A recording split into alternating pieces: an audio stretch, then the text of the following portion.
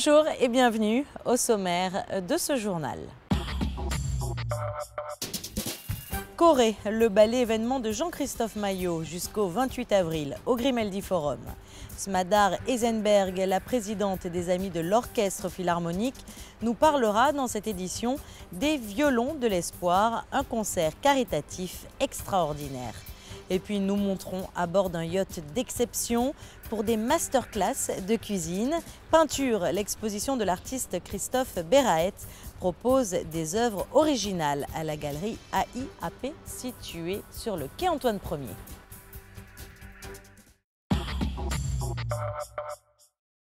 Corée, le ballet événement de Jean-Christophe Maillot jusqu'au 28 avril au Grimaldi Forum, avec pour toile de fond l'émergence des comédies musicales. Cette création mondiale est un enchaînement de 5 pièces courtes. Présentation avec José Sacré. Avec Corée, Jean-Christophe Maillot, chorégraphe directeur des ballets de Monte-Carlo, quitte momentanément l'univers des grands ballets narratifs pour nous offrir un spectacle composé de 5 sections contrastées, imaginées avec la collaboration de l'écrivain Jean Rouault. L'idée, c'est de faire un spectacle autour de la comédie musicale américaine, en sachant que c'est ce qui m'intéressait, que les comédies musicales dansent au-dessus des gouffres. C'est entre 1932-33 et 56-57, c'est la Grande Dépression, c'est Pearl Harbor, c'est la guerre, c'est Hiroshima.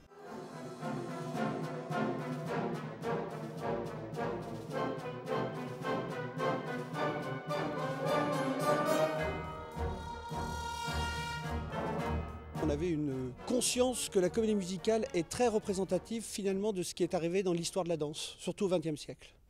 Ce combat, ce conflit entre l'aérien et le terrien. Comment Fred Astaire, qui représente l'aristocratie de la danse, cette élégance, quelqu'un qui flottait au-dessus de la scène, un peu comme on pourrait comparer l'équivalent de la danse classique où les ballerines sont juste au-dessus, flottent au-dessus de la scène. Et puis ce Gene Kelly qui est quelqu'un qui a ramené la danse à la réalité du monde, celui qui a dansé sous la pluie, qui a dansé dehors, l'urbain, qui a fait prendre conscience que le sol aussi avait une force, avait une puissance. Et finalement la danse au XXe siècle, elle s'est un peu aussi promenée entre ces deux extrêmes. Cette danse classique, académique, qui planait, et puis cette danse contemporaine, dure, plus radicale, qui a ramené le corps au sol. Et en partant de ce principe-là, on a essayé de faire un espèce de voyage dans l'histoire de la danse. Raconter d'une certaine manière, évidemment pas seulement pour ceux qui connaissent la danse, parce que sinon le public serait trop limité, mais de montrer que finalement la danse peut avoir un rapport avec l'élégance, avec quelque chose de très superficiel parfois. De temps en temps, elle peut raconter des histoires, de temps en temps, elle peut se rapprocher de la musique, parfois elle peut s'en détacher et devenir totalement abstraite. Des fois même, on a vu une danse qui était de la non-danse, c'est-à-dire que le mouvement était minimal. Et puis, où se place aussi la fonction vitale de la danse chez l'homme? À quel moment on ne peut pas résister à cette envie de danser? Qu'est-ce qui provoque chez le danseur ce besoin irrémédiable de bouger?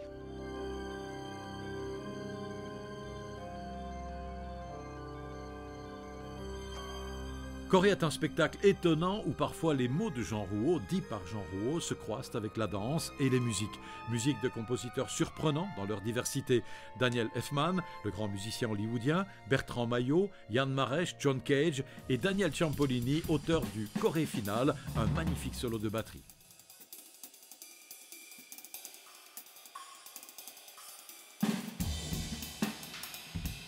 Je pensais qu'à la fin, il fallait qu'il ne reste plus que le rythme, que la mélodie ait disparu et que finalement ce qui est vital à la danse, ce qui est vital à l'homme danseur, c'est le rythme. C'est ça qui provoque toujours cette envie de bouger.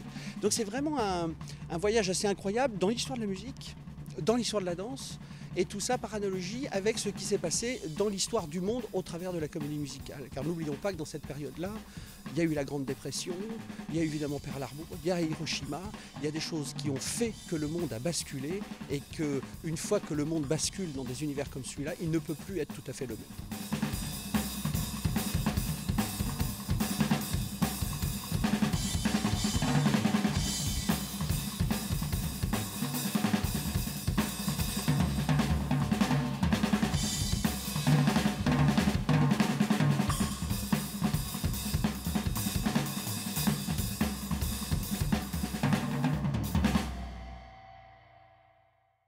le 5 mai prochain, toujours au Grimaldi Forum, un concert exceptionnel sous le titre « Les violons de l'espoir ».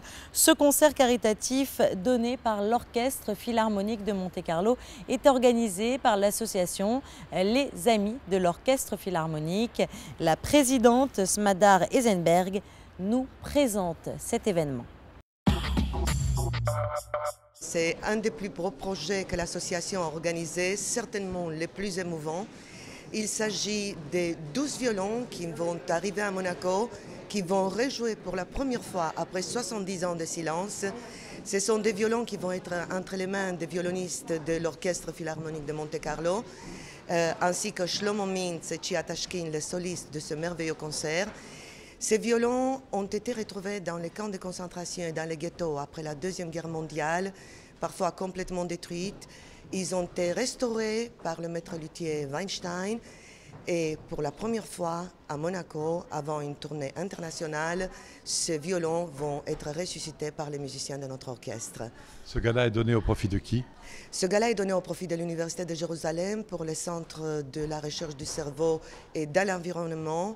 C'est une des institutions les plus prestigieuses au monde qui œuvre pour l'humanité tout entière. Elle est classée 3e en Europe après Cambridge et Oxford. Donc nous sommes heureux de mettre la musique au service de la science. Et puis sinon, dans le reste de l'actualité en principauté. José Badia a été décoré de la Grande Croix de l'Ordre de Malte en présence de l'ambassadeur de France et de hautes personnalités de la Principauté. Le conseiller de gouvernement pour les relations extérieures a reçu cette distinction mercredi en fin de journée à l'ambassade de l'Ordre de Malte à Monaco. Parlons gastronomie à présent. Ducasse Éducation donne actuellement une formation culinaire un peu particulière sur le port de Cap d'Aille. Elle est destinée aux professionnels de la restauration et se déroule sur un yacht. Émilie Rousseau vous en dit plus. Chaque année, Ducasse Éducation forme plus de 1500 professionnels lors de stages un peu partout en France. Cette semaine, 5 chefs ont suivi une formation un peu particulière dans le port de Cap d'Aille. Particulière car elle se déroulait dans la cuisine d'un yacht, un lieu familier pour ces professionnels, car dans quelques semaines, ils débuteront leur saison en mer à bord de bateaux privés. On a imaginé 3 jours de formation. Finger food, pour quelle raison? Parce que ce sont des petites pièces qui peuvent se décliner sous plusieurs formes, en entrée, en plat, en finger food. Et nous avons choisi de faire découvrir l'identité culinaire d'Alain Ducasse avec les thématiques nature, on mange bien, beau et sain. La thématique Méditerranée, et puis comme Alain Ducasse est dans le monde entier, un petit peu le tour du monde d'Alain Ducasse. On va se préparer le blender pour goûter. On va retirer le romarin et la sauce dedans. L'objectif de cette formation est de transmettre le savoir-faire Alain Ducasse aux professionnels et d'aborder le maximum de techniques pour que ces chefs puissent proposer un large panel de plats à leurs employeurs, car leur créativité est mise à rude épreuve. Dans un premier temps, on explique un petit peu ce qu'on va faire. Là, en l'occurrence, la thématique, c'était sur le finger food. Donc, imaginez un petit peu comme des pièces à cocktail.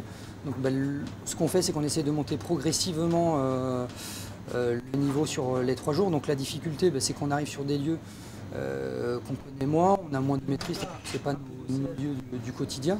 Après, avec la bonne volonté des chefs et le dénouement, on arrive à sortir des choses qui sont, on va dire, plutôt plus que bien, quoi. Cuisiner sur un yacht a ses avantages et ses inconvénients. En effet, l'équipe de cuisine est très réduite. Elle est composée d'1 à 3 personnes seulement et elle doit s'adapter à toutes les situations.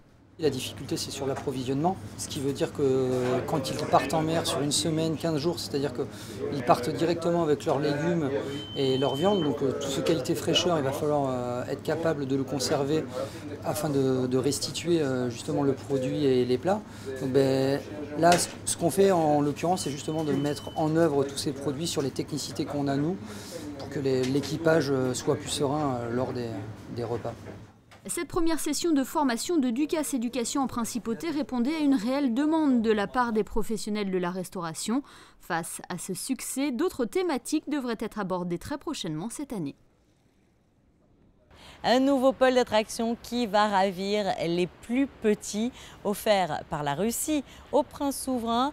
Le plus grand squelette au monde d'un mammouth siège actuellement au musée d'anthropologie. Le reportage de Dominique Poulain. Aux côtés des vestiges d'animaux préhistoriques et de squelettes d'Homo sapiens, le musée d'anthropologie accueille depuis quelques jours le squelette d'un mammouth. Un don fait au prince Albert II par le russe Léonid Slutsky, président de la commission des affaires étrangères de la Douma d'État. Un cadeau symbolique pour rappeler les bonnes relations entretenues par la Russie avec la principauté. Le pachyderme est arrivé à Monaco début mars avant d'être monté et installé par des scientifiques des musées du mammouth de Moscou et de Barcelone, les seuls habilités à réaliser ce travail. C'est une pièce exceptionnelle et le mammouth n'est pas un animal qui a été vraiment un habitué de la région. On a quelques traces qu'on a retrouvées de défense dans les grottes de Grimaldi par exemple, lors des fouilles qui ont été entreprises par le prince Albert Ier et dans les années à la fin du 19e siècle. Mais une pièce comme celle-ci, c'est exceptionnel. Ça va être le clou, je dirais, de notre exposition qu'on va peut-être mettre en place autour du mammouth. Moi, je suis très, très heureux, très fier de pouvoir bénéficier de cette pièce extraordinaire. Ce mammouth, cousin de l'éléphant, et pour le moins imposant, vient de Sibérie. Il aurait vécu entre 10 000 et 50 000 ans avant notre ère. Omoplate, vertèbres et défense, tout y est. À peine plus grand qu'un scooter à sa naissance, l'animal grandit toute sa vie. Ce squelette mesure 5 mètres de long, 2,20 m de large pour une hauteur de 3,30 m.